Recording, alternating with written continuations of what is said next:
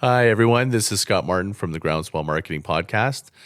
This is episode Ground Zero, and this is the introduction podcast to introduce everybody to the who, what, why, and when, and why I started to do this podcast. And in this particular episode, I've got a good friend of mine here, Ernest Barbaric, who is going to be basically interviewing me and walking through you guys through the journey of, why we were doing this thing.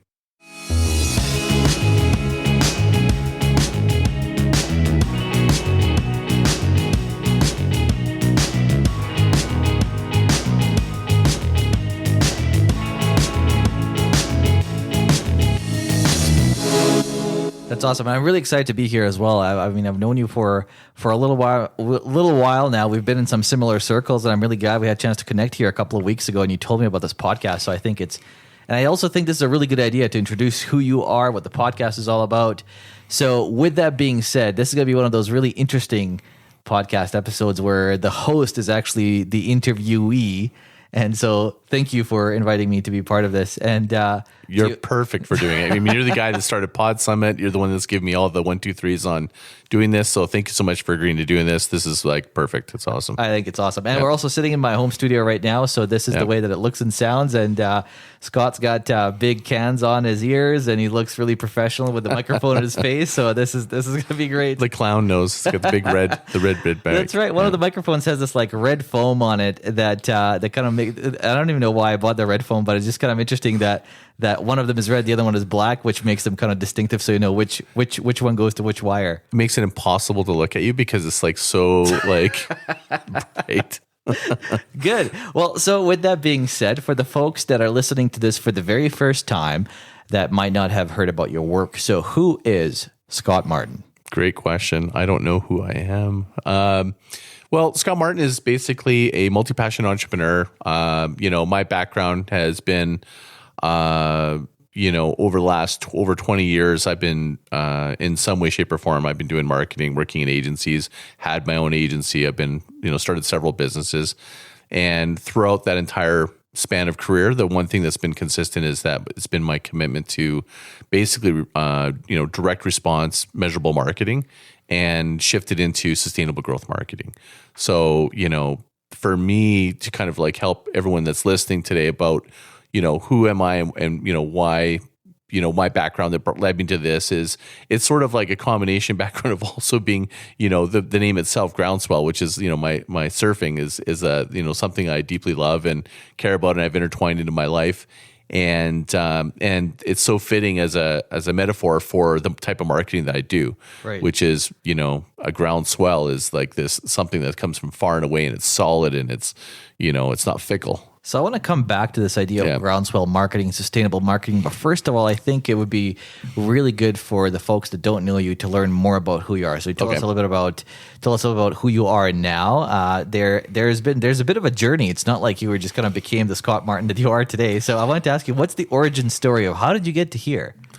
So how far back do we want to go? I mean, well, let's go back. I mean, you've had a really interesting history too. Right. So I mean, like one of the things that I know, you used to live in Hawaii at one point in time. Yeah, sure. So I guess I'll start right from like say high school because that to me is like everybody goes back to high school and they had these dreams and aspirations and I splintered off. Most of my friends, of course, went off to university and college.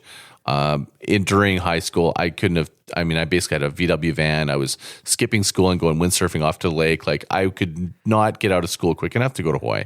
I was saving all my money. My dream was about moving to the North Shore of Hawaii and becoming a professional windsurfer. Okay, fair enough. And so I think after a couple years of saving my money, I moved to the North Shore by myself and ended up living there for a little over a year and a half. And I subsequently went there for several winters. And my journey there was an interesting one, I'd say. It's like basically struggling with, I arrived with $800. Anybody who's been to Hawaii knows that doesn't last long. And, working under the table and really grinding it out, but living my dream every day. It worked out where I was like pretty much windsurfing every single day for a period of time, and was at a point where I was like, literally throwing loops and windsurfing in, almost mass high waves.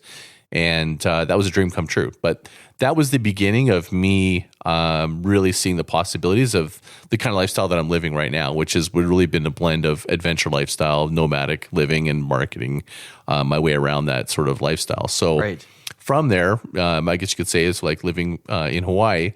I moved home, and of course that was a slap in the face. Where is home? Calgary, Canada. Okay. So very cold, very opposite of Hawaii. And, and I started hustling, so basically, was working in the restaurant industry for a number of years. But what I found was that connection of my love for surfing. And by the way, when I was living in Hawaii, I really fell in love with surfing. What I was doing is I was waiting tables literally to pay for my next surf trip. So I was living in the back of a van and lived in Baja, went to Central America, went to Mexico, California, the West Coast. I was just traveling around surfing, pretty much work, surf. And one of the trips that I stayed for about 3 months in Central America and Costa Rica. It's a whole other story, but I chased a girl that was in the Cayman Islands who, I wanted to see, and I ended up getting deported from the island. So, hold on. Okay, what? So I had a girl that came to Costa Rica with me. I broke up with her, and then she went to Cayman Islands, and I felt really bad. And I was like, I shouldn't have broke up with her. So I went to the Cayman Islands. When I went to the Cayman Islands, you're not allowed to look for work when you're in the Cayman Islands. And I had just been 3 months long. I had long hair, not dreadlocks, but I had long blonde hair. I just surfing. I was scruffy as can be. And I actually arrived on the island, and I started looking for work because I was I literally sold my surfboard. I had not that much money. I actually had hardly any money to just get there. Right. So I knew I had to keep working to keep, moving around. And little did I know that one of the people I was hitchhiking with was actually an immigration officer. And long story short, I got deported. And So you got deported from Cayman Islands? Yes. Can you ever go back? I don't know. I haven't tried. Have you ever tried? I haven't tried. It's actually would concern me if we were to go. I'd have to look. I don't think so, because I don't think it was. They didn't really have anything on me. They didn't charge me with anything. They just said, get out of here, basically. And they strip searched me and stuff. And I was in the Miami airport completely. I had $80. It was in the Miami airport. It was the airport was shutting down. It was in the wing where the Canadian Air Canada and different airlines. And so I was kind of batting down the hatches for the night, staying in the airport. And those little airport sort of convenience stores. Right. In the window was this new book, just came out. It's called Awaken the Giant Within, Tony Robbins. And I'm like, you know what? That looks great. I need to do this. So I bought that book and bought a bunch of Cheetos or something, and basically almost read the whole book over the night for the evening. And this is while you were staying on the floor somewhere in Miami. It was actually, those really cold, uncomfortable, the round chairs that they make it purposely so you wouldn't lie down. It's like they intentionally made it to make it as uncomfortable as possible. Anyways, I sat in one of those things. There's nowhere to go to lie down. So, and it was a kind of a scummy wing. I don't know why Miami Airport had this wing for the Canadian Airlines. It was really crummy. Anyways, the morning started when the ticket booths opened, and I finished reading this book, and I was a head full of ideas and pitched first Delta Airlines why I showed my passport. I'm like, I travel everywhere. I'm like, it's like basically calling myself an influencer, going, I'll tell everyone how great you are. So what year was this in? Shoot, I don't know. How many years ago was it? 10, 20? Oh, over 20 years. Okay, yeah. So 20 years ago. So you're now sitting at this airport in Miami. Kiosks just started opening up. Everybody's showing up. Yeah. And you're like, hey, guys. I went up to the ticketing booth and went, hey, you need to fly me home. And here's why, because I'm going to tell everyone how amazing, Delta Airlines is. And I fly all the time. I'll be a loyal customer. I had this great pitch, right? And they're looking at me going, no, you're not going to fly, with us. And did the same thing with United Airlines. And, I think I had the exact same reaction, but then I went to the American Airlines, and there was a Latino older guy there, and I handed my passport to show him my passport, gave him the same pitch, and stuff. And I swear to God, he just looked at me funny and just handed back my passport. He goes, Mr. Martin, you're flying back to Calgary. And I remember those words, and I flew home. Yeah. Because I'm so about one of my biggest values has been about self-sufficiency, which was basically sustainable growth marketing. I'm everything is about being self-sufficient. It's because I did not want to phone my parents and say, look, I need help, right? Hey guys, I had $80 last night and I have 40. I'm sitting in Miami. I didn't even have 40. I had I don't know. Enough for peanuts. Totally didn't have anything. Yeah. That's amazing. So you went up to all these different kiosks to say hey guys, I would love if you flew me home. I'll be your best little customer. Totally. And so finally American Airlines actually said, yeah, we'll get you on a flight. The guy did. His name was Jose. And I believe it was an American Airlines. To this day, I believe that it was actually him, that he I think it was a gift. I look back on in life and it was a gift from him. That's amazing. So, he didn't go and ask anybody. He was a ticket agent. He just made it happen. So I kind of believe that it was actually him that got me home. So that was one of those incredible transformational experiences, what it sounds like. It was. And so the reason I bring that up is because that propelled me into what has now been my marketing journey. Because I arrived back in Calgary, Canada, and just absolutely like going, oh my gosh, reading books is amazing. Like, look what it could do for you. So I was always kind of into books, but not quite like that. Like that was like the thing, right? And I went back and I literally took a job working at a place called Joey Tomatoes, became a bar manager right away. Like didn't even just bartend. I was like bar managing. I was like leveling up, right? And got to know the owner, which is to this day, like the owner of Joey Tomatoes and Earl's. He only opened that one store. So it was kind of a unique opportunity to work with this guy that's like really knowledgeable and built this huge restaurant empire, right?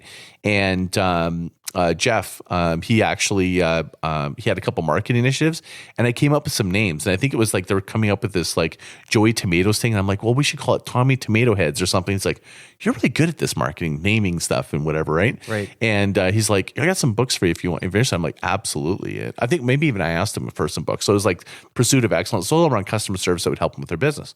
But I started really reading, and my passion for reading became this insatiable appetite that I actually, through the course of those couple of years, like I read anything that I could get my hands on. That first started with customer service, but then through circumstance, got into marketing. And that circumstance was through that period of time. That was when the internet was just beginning. Like people were going, have you heard of this thing called the internet, right? And my dad said, hey, there's this broker pitching this thing called Internet Cafe, and you got to come see him. So I went and saw him. This guy's name was Cam Shell. And I was just like, I was mesmerized. He's talking about how this coffee shop, you're going to connect to the world with this thing called the internet and all this kind of stuff. And Did I'm you like, go to the coffee shop? Well, he hadn't built it. He was raising money for it. So it was a pitch for raising money to do this, right? But the fact that this was the future, I immediately, at that meeting, I was going, oh, there's going to be like internet customer service, internet marketing, like, because I was already kind of starting to get into marketing. I'm like, this is the future. Right. And so I bugged that guy, Cameron Shell. I phoned him for months every week, asking for a job. And he finally actually offered me a position. He just kind of said, like, please don't call me anymore. And my dad actually knew him really well. So my dad was putting pressure on him as well. And I think he finally just kind of caved. And I ended up coming on, not in marketing, but I came on in sales. And I was selling websites, basically. And that got me really infatuated with the digital marketing. There's like, in terms of like the development of it, like how do you get people there? But at that point in time, I wasn't marketing. I was just like selling and getting involved in the digital world and all that kind of stuff. And so you were selling websites when websites were kind of like a fairly new thing. Oh, when no one was online. Right. Going, you need to go on this thing called the internet. Explaining what it is, why they need to do it and stuff, right? So awesome. Yeah, so that was the beginning of my journey. And in a short amount of time, I was crushing it. And he's like, "You're really good at this." And in fact, he actually raised money and made me CEO of my own startup and called FutureServe.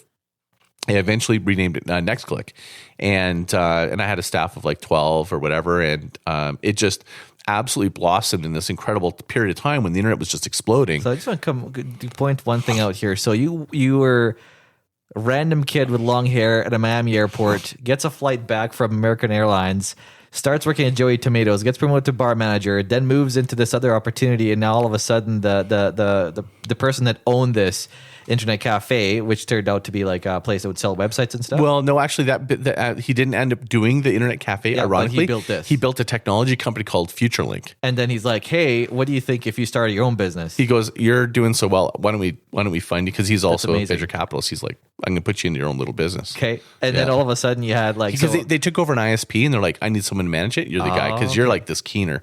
Like he just saw me as being, I was relentlessly keen. Like let me tell you the level of energy I had. Well, I mean, I can even see that today, right? Like, I mean, you still have this relentless energy. You told me that you wake up at like 5:00 in the morning and start working. You hacked your sleep so you can get up and so you're ready to go. I think that's amazing. There's not very many people that do that.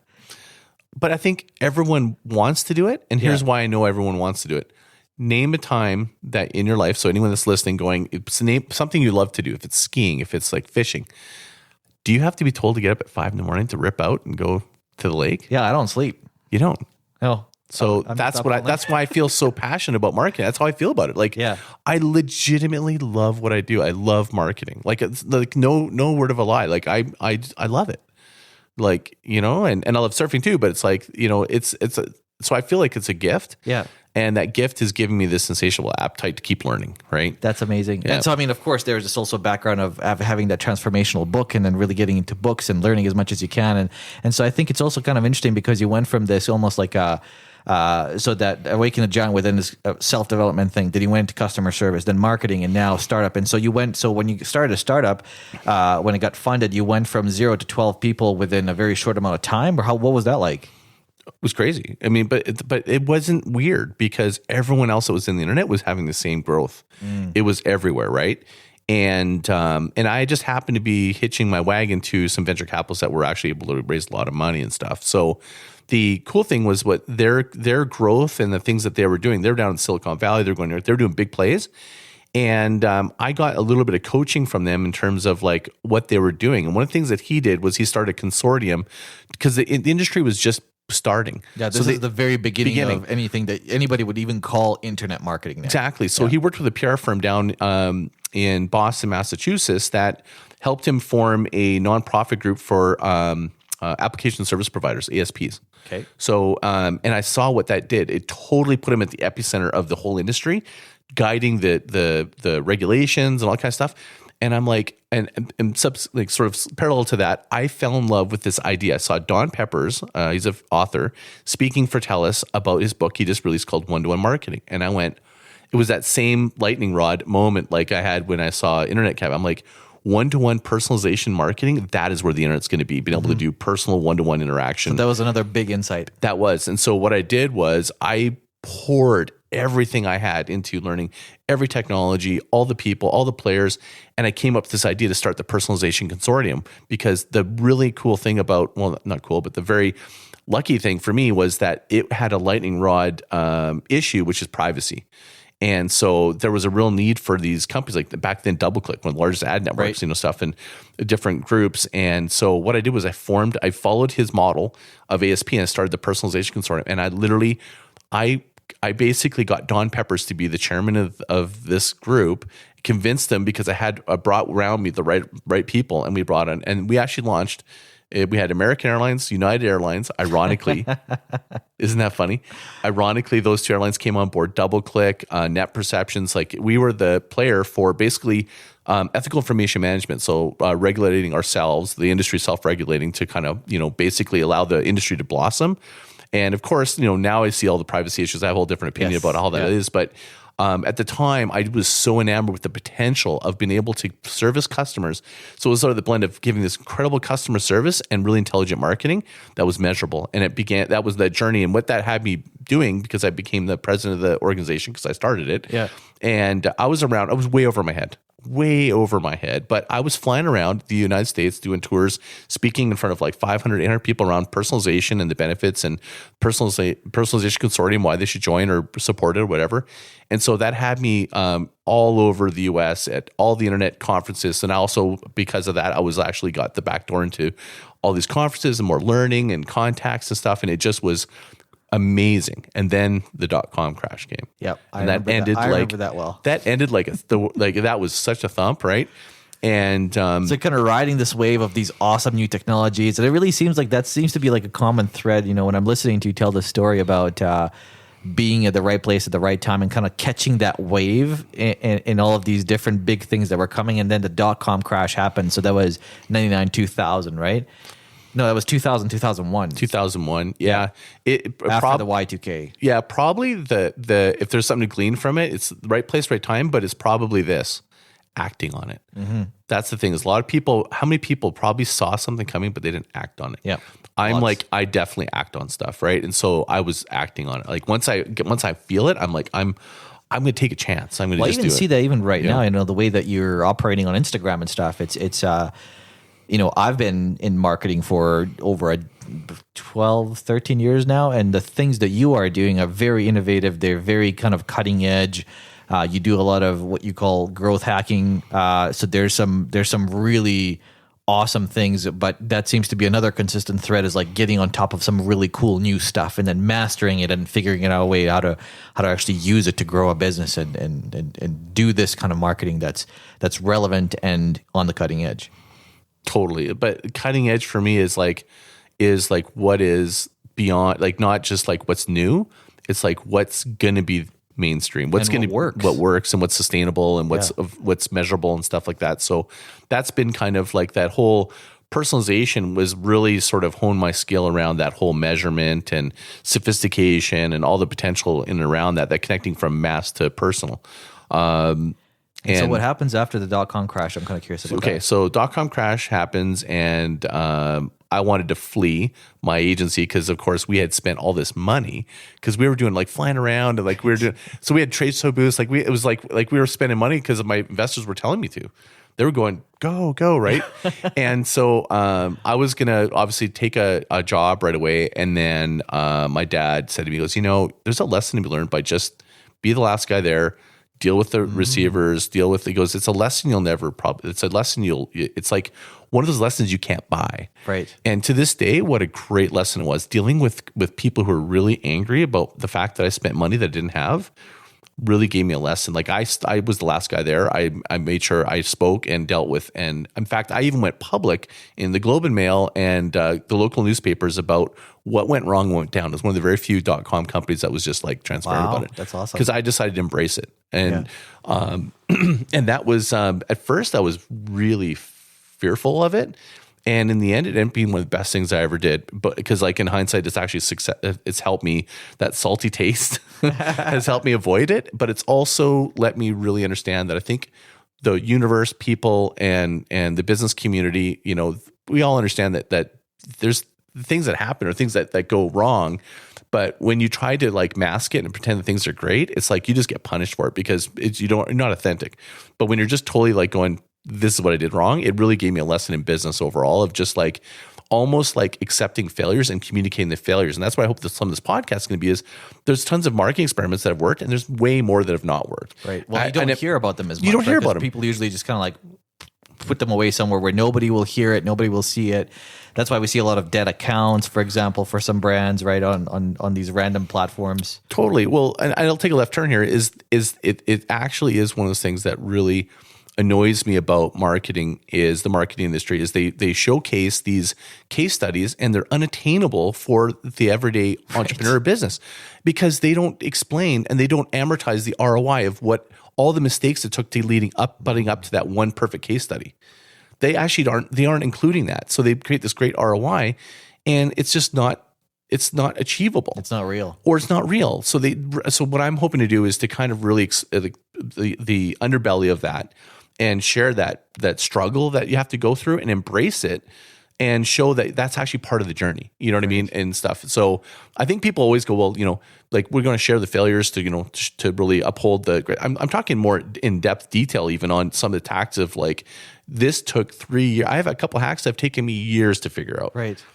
So really, if you were to do it the same way I did it, the ROI is terrible. Right. But I'm going to save you all that time because you don't have to deal with all these things I failed, I right? did the 3 years. You don't have to do it, right? Yeah. So that's what I'm hoping to impart. And that's what the people that I'm going to bring around are going to be able to do that as well, right? That's awesome. So I want to come back to that. So bring me back to now. Okay, .com crash. Yeah. Okay, this is the beginning of my agency career because I want to hear about this. Because up until then, it was more around internet technology and it wasn't agency background. And in Canada, there's a show called Dragon's Den. There's a person named Arlene Dickinson that was on it, and she actually approached me to buy the company, and it wasn't really viable. So she wanted to actually me to come aboard to be her number two, and at the same time, the owner of Critical Mass found out that I was available to work, recently available, and she had taken her time to make an offer to me. And to this day, I felt really bad, and he totally like scrambled the jets and wooed me. He goes, you'll be in New York, Boston, Chicago. He goes, and we have this portfolio because the reason he really wanted me to come aboard and help do business development and be the vice president of CRM was because they had a Nike ID, which was this huge account of doing these Nike customized shoes. Procter & Gamble had the Reflect product, which was customized makeup.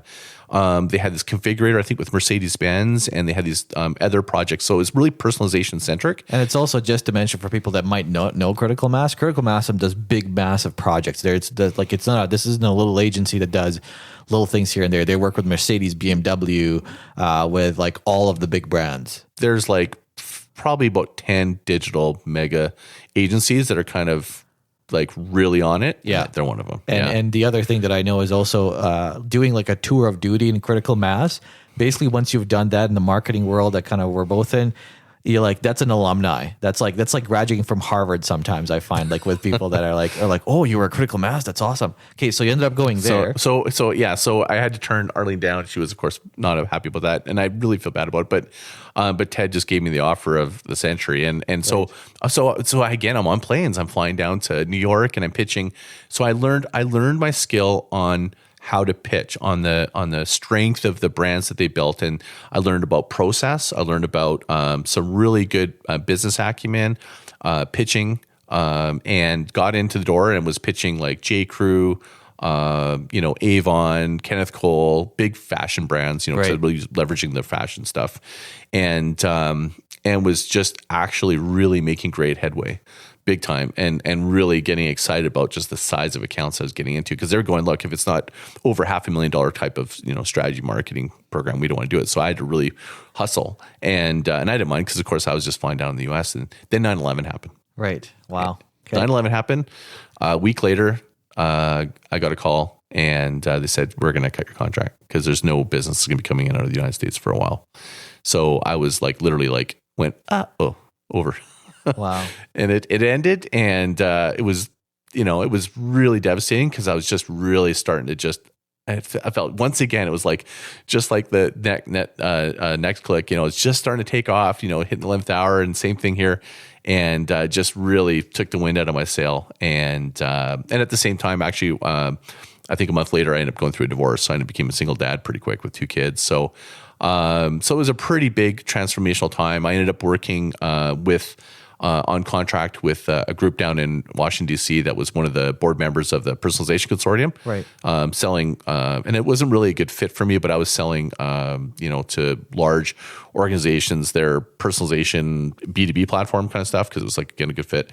And I got a local agency in town called Rare Method. A friend of mine, Mike, who knew me, goes, hey, you should do business development with us over here and help us. And I did, and I ended up doing that for almost a year, and was bringing in pretty sizable brand accounts like Air Canada and stuff. I was bringing to the table, but unfortunately, the style of the business was really frustrating to me, because they were really just their way of the way they wanted to go about business. I just decided to leave. I wasn't really in tune with my values. Okay. And I told Mike when he was leaving, if you ever leave, call me, because we should do business together. Because we were the ones that were towing the rope for a lot of new business there, and it was going away because of just the way that it was being managed. So I think about a month or two later, he called me, and he goes, yeah, I'm done. And within a week, we actually printed business cards. I think we went to Staples and printed really kind of business cards. And within 2 weeks, I think it was not even 2 weeks, we had Sears Canada, Calgary Flames, and one of the accounts we'd lost, Future Shop. And we were off to the races. And so that was a 10-year business that we did together. The premise of that business was around, it was called Strategic Marketing Group, SDMG. And it was around focusing almost primarily a very different niche than agencies. Agencies were so focused on brand and what I felt was inflated billing. We were focused on things that could be measurable. So it was direct response marketing. So if we couldn't measure it, we wouldn't do it. So we went in, we had, for 9 years, I had HBC. Didn't lose the account. They went through 3 different agency changes, 2 ownership changes, I think even. You know what I mean? And we had Best Buy, Future Shop, WestJet, Sport Check. Like, I worked with major retailers. I've definitely had my share of doing everything from contests to building a loyalty platform, to the loyalty company and selling it, to direct response marketing, like print, and then migrating people from print to doing online subscriptions. Like, I honed all my skills in terms of like we did it all from scratch. And it's mostly because my partner, Mike Allen, was so brilliant. He technically was capable, and he would just like anything we could envision, we would just do it. And we wouldn't even try to outsource at the time because there wasn't a lot of apps back then. It was it was build it, build it your own, So that really had you get you really intimate with creating a deeper understanding of the workflow, the process, everything. And so building everything from the nut to bolt, for over 10 years with these type of programs, with these large brands, you build a pretty good capability. And, but it's amazing how fast things change. And as we're kind of leading to the end of the 10 years, the world was shifting big time. WordPress was starting to come on and stuff. And I could see that these development projects were going to kind of start going away. And we were building desktop apps, and it was like mobile was starting to come on. And so, and the thing that happened sort of parallel to that is over 10 years as being the CEO of the company, I started moving away from being a marketer. And I lost my passion for marketing. I became a little disenchanted. And I remember specifically, I think 2 years into the end of the 10 years, during the winter, there was a $200 go cat skiing in Revelstoke I saw on the internet. And I'm like, this cat skiing, I've heard of it. I heard it's really rad. I took a friend and we ended up going for 2 or 3 days, and it was like mind blown. It was like the best powder skiing I've ever done in my life, right? And I fell in love with, I became the number one cat skiing guy. I think I spent I think I did like 10 days at that one operation, and I ended up being the number one customer at this other one. And what happened was interesting about that passion. So it reignited a passion in me, just in life. You know what I mean? I was so pumped about POW. And I was like, and I'm, at the same time, another moment of time was social media came on, this thing called social media. So I'm like, I'm the CEO of this company. We're doing marketing. I'm like, and nobody in our company is even talking about. So I'm like, how can I blend this cat skiing thing into social, learn about social media? So I want to learn how to blog. I'm going to, since I'm cat skiing, I'm going to take pictures. I'm going to talk about cat skiing, and I basically think of a channel like Twitter, Facebook. I just started learning them all by actively creating content and sharing it. And what happened was, in the course of time of me doing all that stuff, is these cat skiing companies, one of them specifically was going, "You're here all the time. What do you do?" And I say, "I do marketing." They're going, "Well, would you like to trade marketing for cat skiing?" And I'm like, hell yes, And so it really, it poured more. So I became this sort of side entrepreneur within my own business, if you can believe it. I was doing this you had your under business, the cloak of night. You also had a side hustle. Oh, I had a side hustle in my own business, right? And my business partner knew about it, but I'd be like, hey, I got to go, and I'd be like, because I want to get working on my content, right? So, and I really started understanding content marketing, social media. This is before it was called content marketing, right? Because I wasn't just doing social media. I was actually creating original content. And the other cat skiing operations went, hey, could you help us? Because I just really was able to leverage cat skiing and totally affect the business and sales with social media. I saw the power of social media right there going, I can't believe how amazing this is, right? And how useful it is.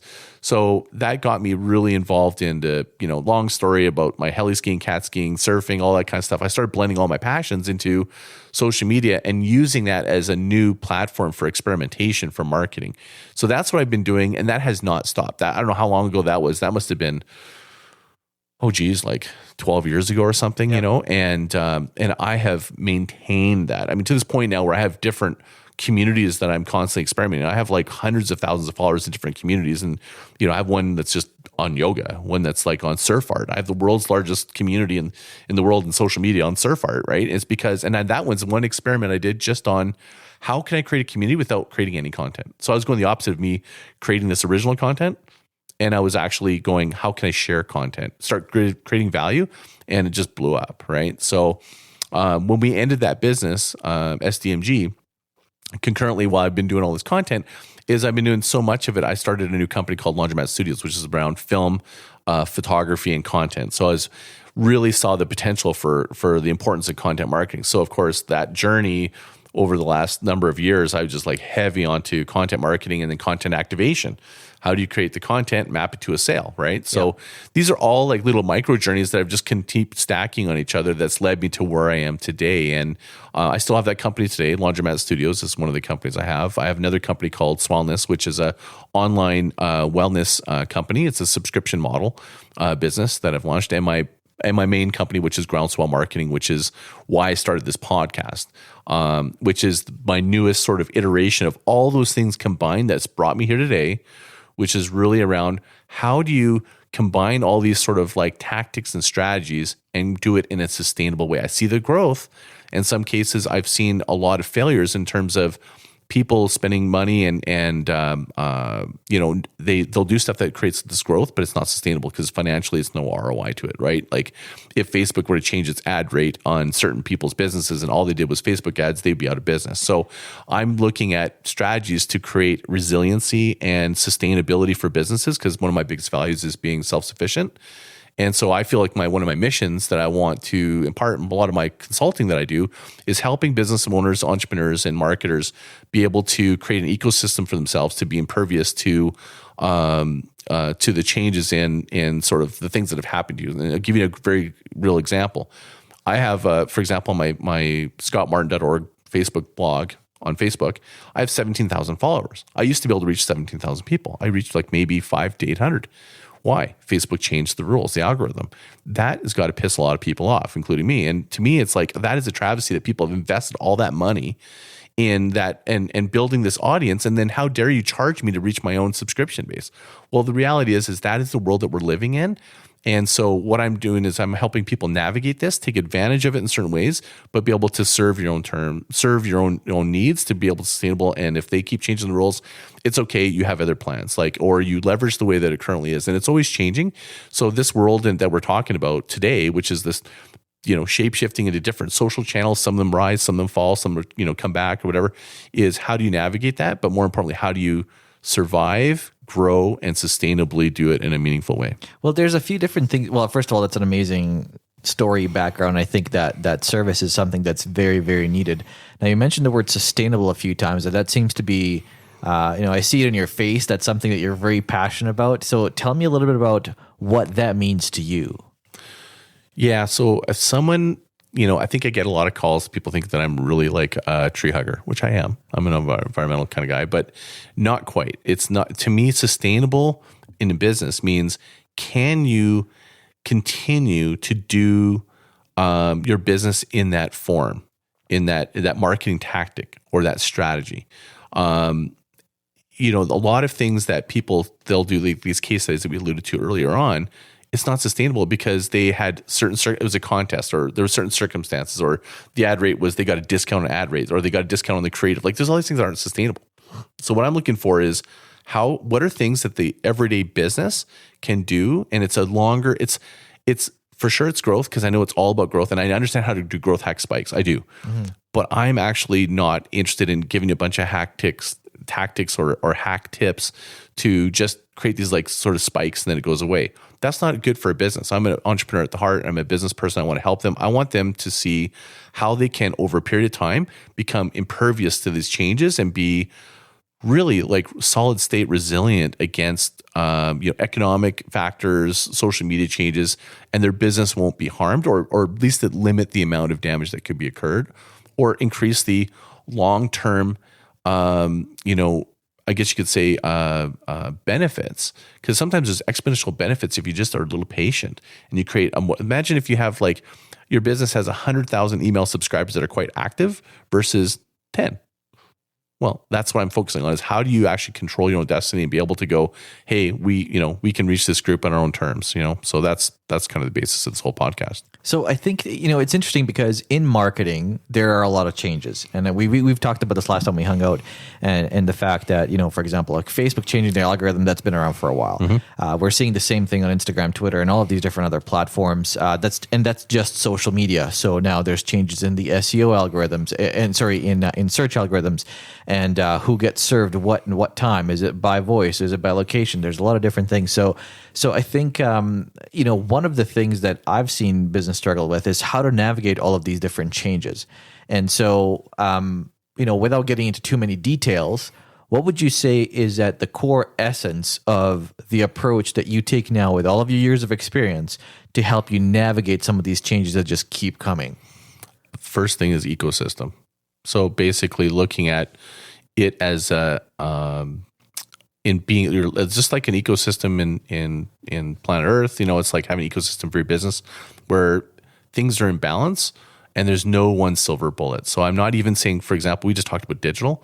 I'm still including traditional, like radio, podcast, mail, direct mail, like whatever. I mean, good old fashioned word of mouth marketing. Like all of it's in under this bucket, and how do you navigate and work with that?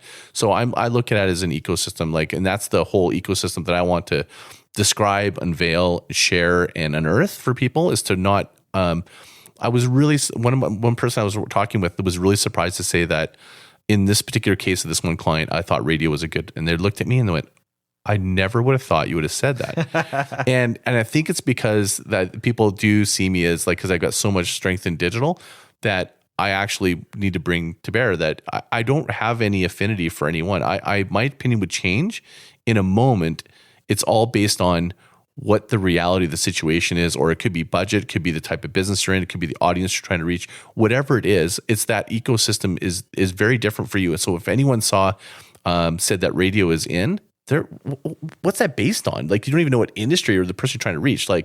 So to me, it's what I want to do is I want to help entrepreneurs understand that they need to create their own ecosystem based on their unique circumstances, situation, and sometimes it's just the current economic or technology climate, and sometimes it's just your audience behavior even, And I think that's a good point to kind of bring us back to the original, I guess, essence of this particular episode and this ground zero for this podcast.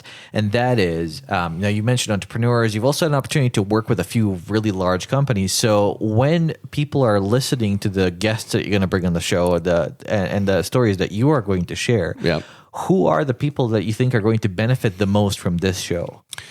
So I think there's probably 3 distinct individuals that we would really, really connect with. One would be anyone that's in a marketing role. So a VP marketing, marketing manager, someone new to marketing. 2 would be an entrepreneur. So someone that's, an entrepreneur tends to be quite intimate with the business. They may not do the marketing, but they do understand marketing. And so the entrepreneur themselves, they want to be aware of it. And they want to be aware of these type of lessons or things. And the third and last would be, I don't forget who the third one. I kind of got inside my head there for a minute. I should just keep riffing, but it's entrepreneur, marketers, and leaders. I would imagine CEOs. You think? Yeah, for sure. I mean, I think larger companies, but I guess that, it falls under that sort of entrepreneur, business owner, right? Or marketers and stuff like that. So those are the people that would benefit, I guess, from it. So the other thing that I think is kind of interesting is because would you call this a podcast about marketing? Yeah, I think marketing is going to be one of the central themes, but it doesn't mean it's always going to be specifically about marketing tactics. For example, I think that some of the things that I have learned is insights can come from unconventional places. And so I'm going to probably bring some unconventional guests that you wouldn't expect to be a marketing podcast speaker on this, and some people who are absolutely in the top of the game in the industry. Like the inaugural one I'm going to do with Bruce Castanoff. He's an amazing guy. I wrote, he's been in personalization, for years, and there's many other authors in marketing that I want to bring in, but there's also some people that are not necessarily, they wouldn't be known as marketers, right, but they've done something interesting in marketing that I wanted to bring to bear. So, so I'm looking at, and probably if there's a vein that's going to also be subtext connected, will be surfing and digital nomading and stuff like that, because I want to connect with people, and I'm naturally curious. But more importantly, I'm not bringing these people because I'm going, oh, I know what they're going to say. I'm like, I actually want to learn too with you. Right. So this is also a learning journey for me, because I'm going to be publishing a book. It's going to be out. It's called Groundswell Sustainable Growth Marketing. It's going to be out in spring of next year. And so some of these speakers I'm bringing on are actually going to be part of the research for my book as well. So I'm learning with you, the audience, and I'm going to ask questions. I'm basically making a podcast if it was the podcast I want to listen to. Yeah. I'm scratching my own itch, right? That was the question I was going to ask you, right? Because there's a lot of these business podcasts, there's a lot of marketing podcasts. So what's important about this one? Why this and why now? I think it's so important. The why now, I'll tackle that, is because there's never been a time where there's been more noise, more like tips and tricks and all these different things, and everybody's trying to like do these things, and they're all like almost these little individual. Think of them like individual notes being played. This is a symphony. I want to bring it all together to be able to basically create a harmonized, strategy that works for you, and like help bring these individual tactics and then tie it together. So I think that's probably the biggest thing, is this ecosystem, is like going, how does that fit into an ecosystem versus let's talk about this one tactic, but I want to be able to play it into a bigger role of like how it fits into your overall plan. So it's not just, one of the things that I've seen with some of the clients that I've worked with in companies that I've went to, and I'm sure you've seen this as well, is they look for, a hack or something, but like, oh, we're going to do this thing on Facebook, and then this will be the one thing, but it's not really connected to anything else. And so I really like this idea of building an ecosystem. And I think that's something that's going to be very, very important for people moving forward. And that's one of the ways that you stay resilient, I think, in the face of all these different changes. So now with this podcast being started, and I wanted to start kind of like wrapping up the conversation here. So I think we've covered a lot of stuff here. I think this was really interesting for people to find out about. You mentioned you called the company Groundswell. The podcast is called Groundswell. So what's so important about Groundswell? Why Groundswell?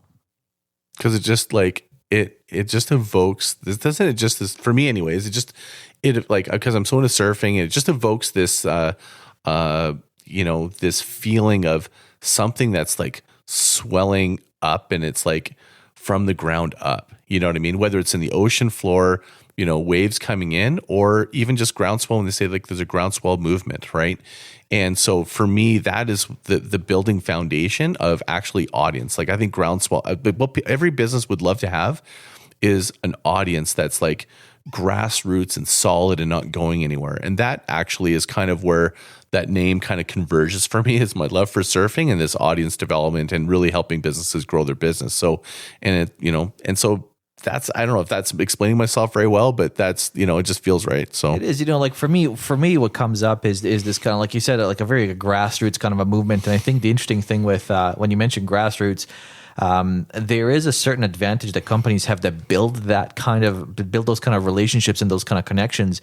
And with all the background that you have in, building relationship and everything else from Joey Tomatoes to now, there have been all these different threads, and I'm really looking forward to hearing some of the episodes that you're going to share. So what are the types of things that we can expect to hear on the podcast? I think what you can expect to hear is, you're going to get some, you're going to get some definitely some silver bullet tactics, if you want to call them that. I don't want to call them silver bullets because then it implies it's like the deal. But you're going to definitely leave with something. You're going to go, oh, I'm going to try that, But you're going to get some methodologies for experimentation.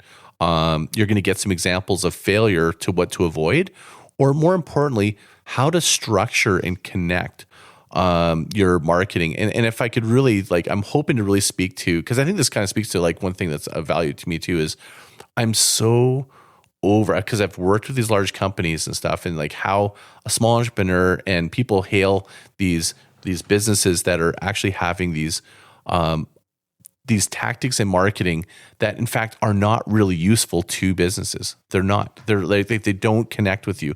So what I want to do is I want to kind of be the guy that's fighting for the up and coming marketer and using tools that are going to be effective for them. So I don't know if that's really making sense. I mean, for me, I don't know how to say it any more differently than, the Groundswell, and my hope and intent of this is that I want to give an edge to these marketers in a way that gives them a fighting chance to be really successful long-term, not just short-term. And to be able to compete with the big guys. Compete with the big guys, use the tools, but use it sensibly in the sense that you're not fooling yourself. And I can't believe how many paths I'm sure people go down because they read a case study and they follow all these different things. And it's just, what I want to do is I want you to decide for yourself, but I'm going to give you the right information, hopefully, to go so that you go, oh, that won't quite work for me, but I could take a piece of that and do something with it. Do you know what I mean? No, I love it. I think that's a really cool idea. We need. I think a lot of us as marketers, we need to hear some of the things that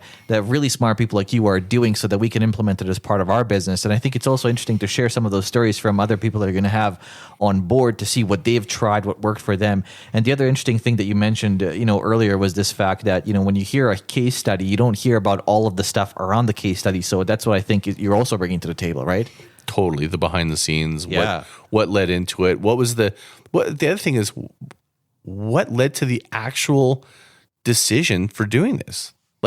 Why did you decide to do this? Sometimes, I swear to God, I can't tell you how many times it's been an accident. Right. Let's just be honest. It was a happy accident, as opposed to like I'm smart, I made a good decision. An engineered kind of. Totally, right? So I think it's important because what I think that'll do is it'll free people up to start trying things and not beating themselves up about, well, I know because what is you can overplan. Even though I'm a strategist and I plan, people can overplan and they don't ever implement. So what I want to do is I want to free them from that and if I don't know how many, like my fiance is like, how many communities do you have? Like she's so like, good God, man. I'm like, but I'm running experiments. Like for me, it's like, I have no fear of like trying something new and having it just like just rolling with it, trying a new channel, whatever, making a new Instagram, channel to try something in. It's because I have that I'm free of it. Right. And I think a lot of businesses are not, they're so concerned or they just don't limit themselves. They don't realize that the potential